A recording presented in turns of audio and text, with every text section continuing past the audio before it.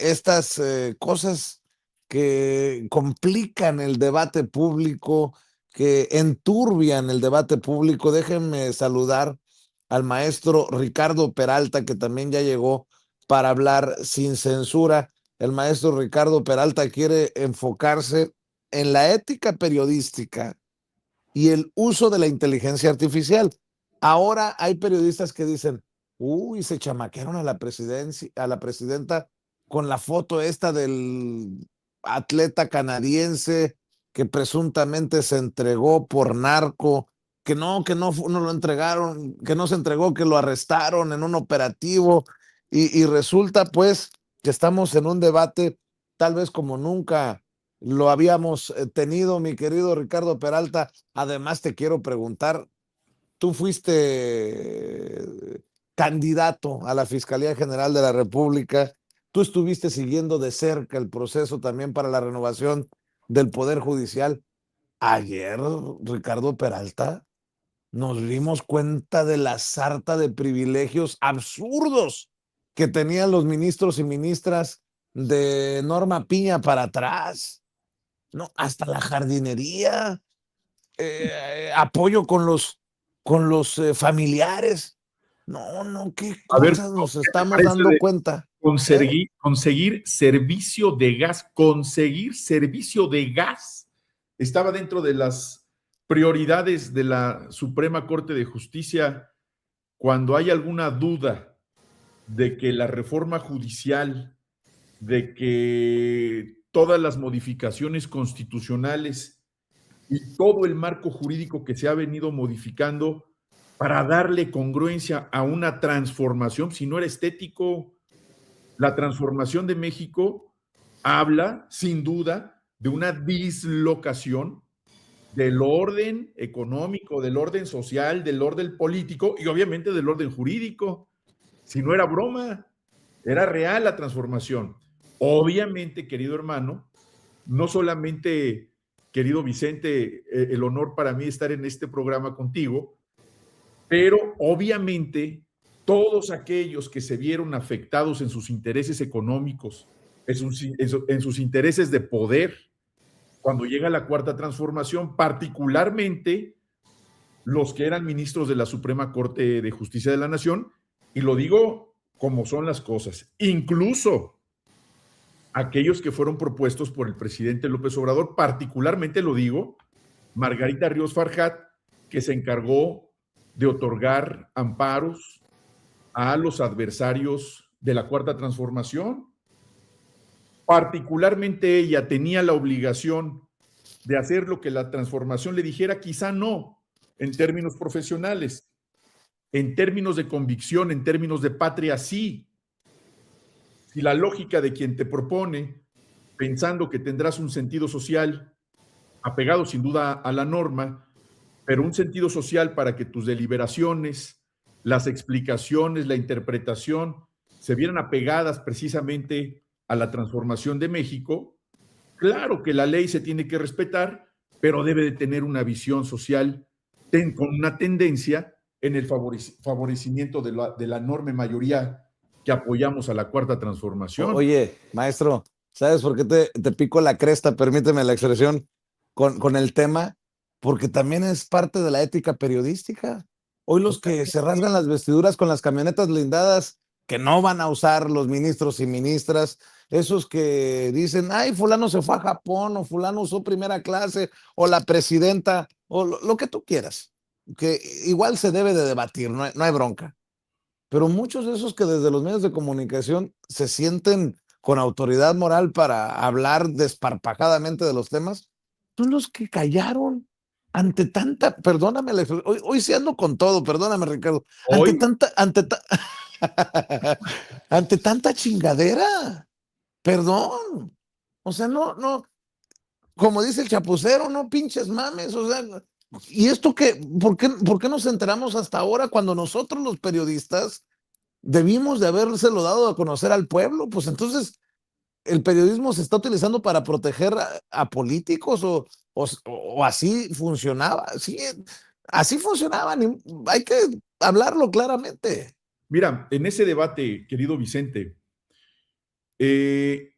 Platicando con un perito en fonografía, es decir, los peritos que se dedican a esa especialidad de la fonografía son los encargados de acreditar si la música, si la voz, si algún tipo de sonido es o no coincidente con algo que se esté deliberando en algún juicio de carácter administrativo, de carácter judicial, etcétera.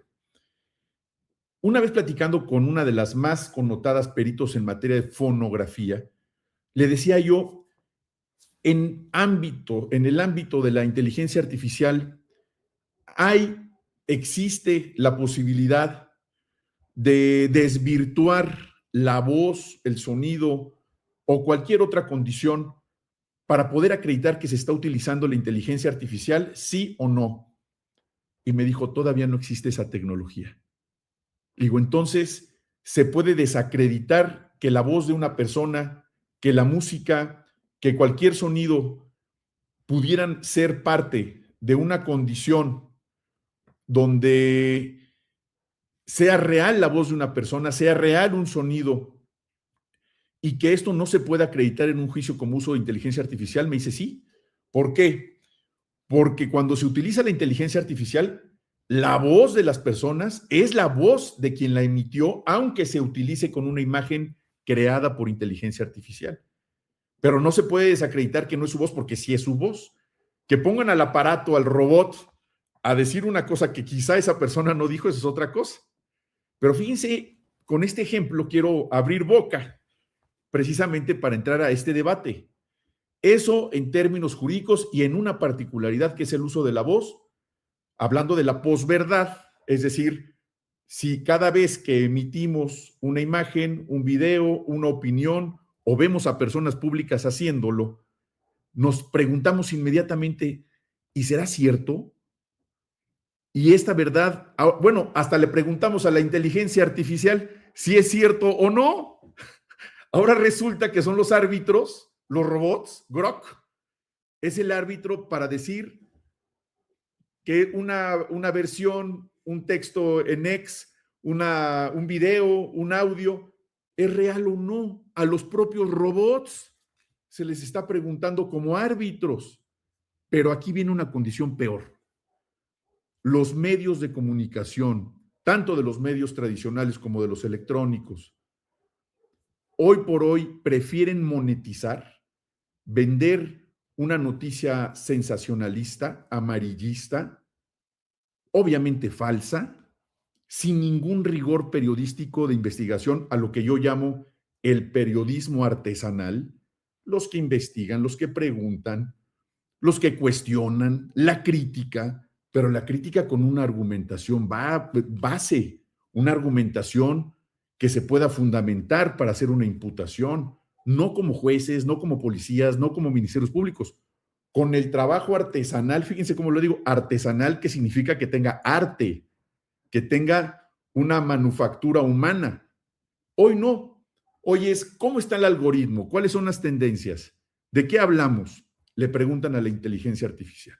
La inteligencia artificial les contesta, les piden que hagan una lógica de una redacción y de una narrativa para el desgaste hacia cierto interés, en este caso, hablando en política, desgastar al gobierno de la doctora Claudia Sheinbaum o algún tema en particular.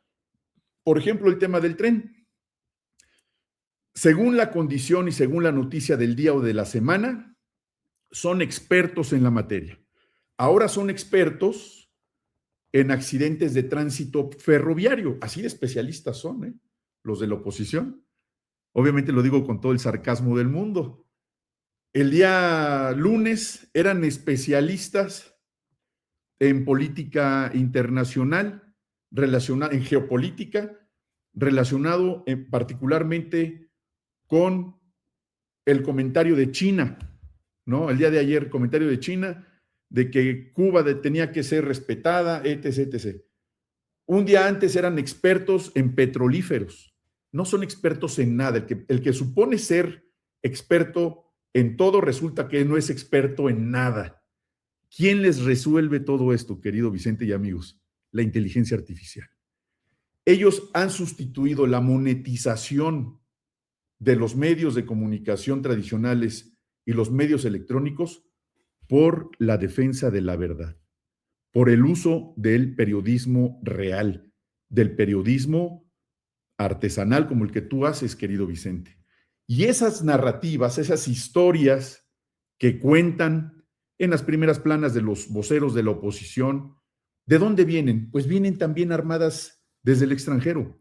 ¿Por qué? Porque hay un objetivo transnacional, un objetivo continental de denostar a los gobiernos que tienen una visión social, de denostar a lo que ellos le llaman la izquierda, lo que confundidamente le llaman progresismo también, pero lo denostan porque no comparten la idea de que la gente que menos tenga o que menos ha tenido, por ejemplo en México, empiece a salir de ese lastre histórico.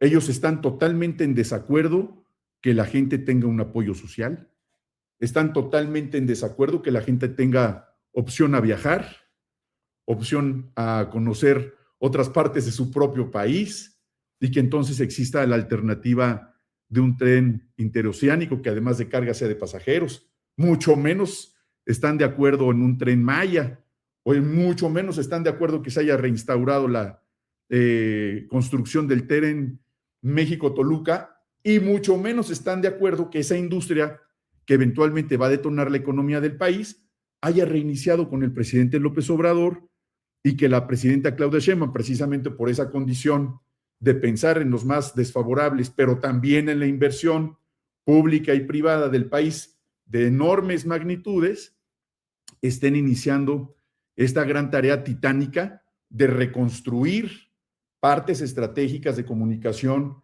que impactan en la economía local y nacional, que es, por ejemplo, la industria ferroviaria, entre muchísimos otros datos. ¿Por qué me refiero a la prensa particularmente? No como un acto de ataque a la prensa en lo absoluto, sí particularmente a cómo han sustituido la noble labor periodística por la intención de monetizarse, de cobrar una cantidad de dinero por escribir una columna, por dedicar un programa con y en coordinación con otros medios de información para denostar a un gobierno. Y son muchos medios de comunicación. ¿Por qué? Porque el gobierno, en virtud de nuestra propia Constitución, ha defendido la libertad de prensa. Nunca había existido en México tal libertad de expresión sin que hubiera consecuencias. En el pasado, si cualquiera de los medios de comunicación, como hoy tienen esa posibilidad de opinar, de decir, aunque sean mentiras, en el pasado los perseguían, los asesinaban, no desafortunadamente como ocurre ahora que el crimen organizado los ha afectado. El propio Estado era el que perseguía a los periodistas. Pero ¿qué ocurre con el periodismo real? ¿Qué ocurre con el periodismo como esa carrera noble que se ejerce todavía en algunas partes de nuestro país y que hay periodistas valientes, veraces como tú, como los que participan en este programa de Sin Censura, querido Vicente? ¿Qué ocurre? Que se tiene que seguir dando la lucha no solamente por el país, sino por la defensa de la profesión del periodismo profesional, de la carrera del periodismo, de la necesidad de estar informados con veracidad y de la obligación y responsabilidad social que tienen los comunicadores informadores como tú, de decir la verdad y decir las cosas como son, le pegue a quien le pegue, pero luchar contra la mentira. Estar hablando frecuentemente con nuestras familias, con los compañeros de trabajo, en las escuelas, en el campo, con quien nos rodeen, para estar cuestionando cada nota que se emite. ¿Por qué? Porque nos enfrentamos también a la inteligencia artificial que a su vez de manera automática replica las mentiras en los algoritmos, en los teléfonos celulares, en mensajes de WhatsApp, en mensajes de texto, evidentemente en sus plataformas, precisamente para crear un ambiente de zozobra, un ambiente de duda, pero no hay que olvidar el pasado. ¿Cómo estaba nuestro país hace más de 7 años? ¿Quiénes son el PRI? ¿Quiénes son el PAN? ¿Quiénes son la oposición entreguista en este país? Hoy por hoy, todos los días, como primera obligación tenemos los mexicanos que hacer patria, seguir defendiendo nuestra soberanía. Y una forma de hacerlo es replicando la verdad, hablándole a la gente que recuerde, que no tengan esa amnesia temprana de cómo estaba el país, cómo se enriquecían aquellos políticos, cómo se enriquecieron durante décadas y cómo fueron entregando poco a poco nuestro territorio nacional. Y obviamente la amenaza sigue. Y muchos malos mexicanos siguen pensando que la ruta de desarrollo de nuestro país es entregándolo. No, nuestro país es un país digno. Nosotros como mexicanos hemos sabido defender a nuestro país en distintas gestas, y estoy hablando de gestas armadas. Los colores de nuestra bandera tienen un símbolo, un significado. Nuestro himno nacional tiene un significado y una historia, y no se nos debe de olvidar. Tenemos que luchar contra los medios que difunden mentiras, contra los columnistas y comunicadores que viven de la mentira y que están solamente pensando en monetizarse para existir por encima de la verdad y del beneficio común que en este México tenemos que seguir construyendo, querido Vicente. Fíjate, en este sentido te pediría una reflexión, abusando de tu confianza, querido Ricardo Peralta. Tú fuiste subsecretario de Gobernación en tiempos de López Obrador. Nos decías que no se hagan tontos. Silvano Aureoles es uno de los principales causantes de lo que se está viviendo en Michoacán. ¿Cómo es que llegamos en Guanajuato a esta situación, Ricardo? Tú que eras si me permiten la expresión, el apagafuegos muchas veces. ¿Cómo es que llegamos a esta situación de una masacre y que de alguna manera se ha normalizado la muerte? Uy, qué fuerte lo que acabo de decir. Se ha normalizado el asesinato, la ejecución en un Guanajuato que creo que tiene como casi 3 décadas gobernado por el PAN, donde tuvieron un fiscal casi que iba para ser don perpetuo. ¿Tú cómo analizas esto?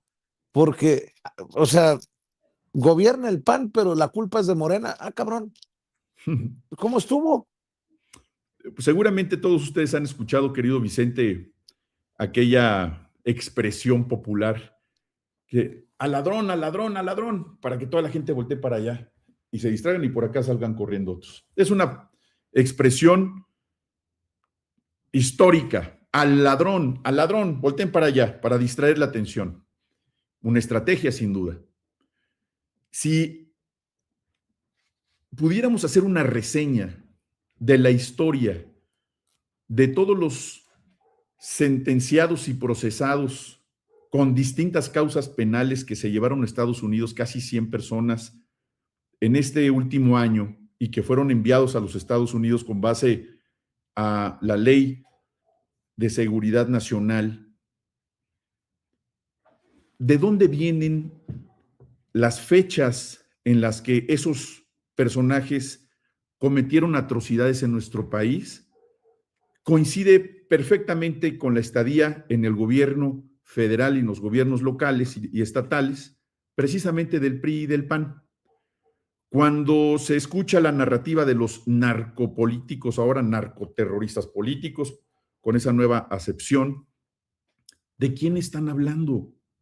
¿Quiénes gobernaban entonces y por qué se enviaron a los Estados Unidos estos personajes? Pues la respuesta es muy clara. Los únicos narcopolíticos que hoy se encuentran acreditadamente relacionados con el crimen organizado, no por una versión de Anabel Hernández o de Código Magenta y estos medios amarillistas sensacionalistas, no, con sentencias firmes de jueces donde fueron señalados, imputados y acreditada su participación en la delincuencia organizada. ¿Acreditado quién? Pues ahí está Felipe Calderón y está Genaro García Luna. ¿Quiénes coincidieron en ese mismo momento gobernando el país, tanto federal como estatalmente? Silvano Aureoles, cabeza de vaca. Ellos participaron como sociedad con el crimen organizado. ¿Qué duda cabe en ello? ¿Quiénes tienen las carpetas de investigación? ¿Quiénes han sido y son buscados tanto por autoridades mexicanas como autoridades extranjeras, porque el dinero siempre deja rastro.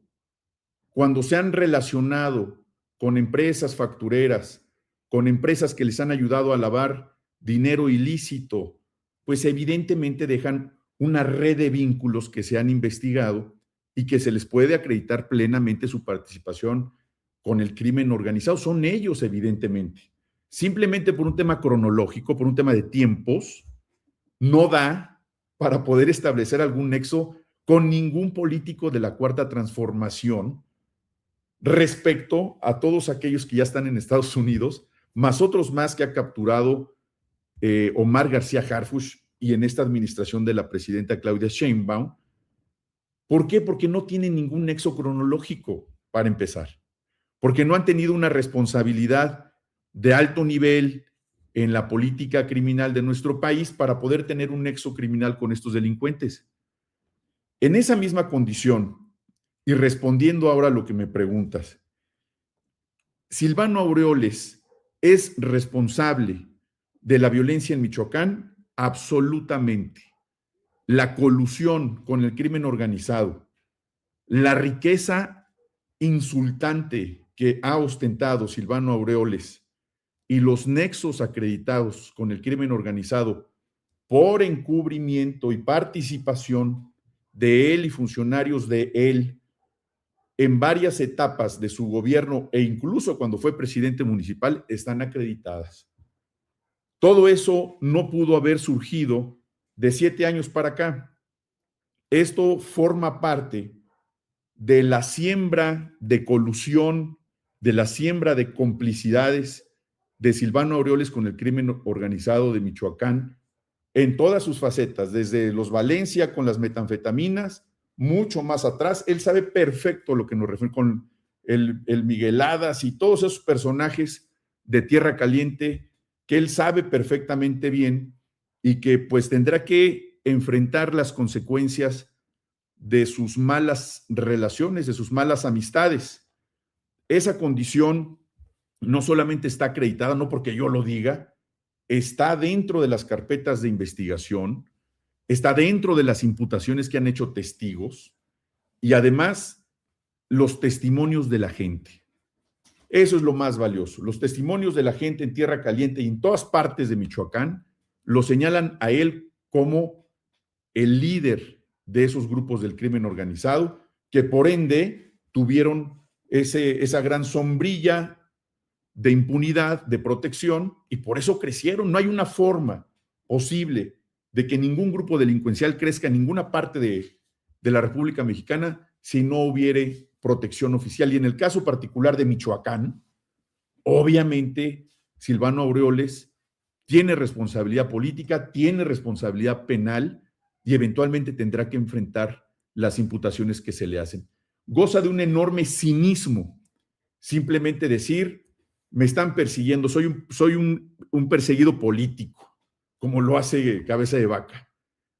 ¿A dónde van Guadalupe Acosta Naranjo, Doring, a Estados Unidos, a Texas, a ver al prócer, al gran político Cabeza de Vaca? Por favor, van a financiarse, van a ver de qué forma se traen recursos para su nuevo partidito político que va a ser debut y despedida.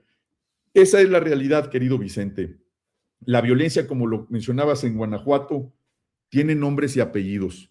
Tiene el nombre del exgobernador y otros más, de los exfiscales y algunos exprocuradores, y veamos de qué corte vienen. ¿Dónde terminó el PRD?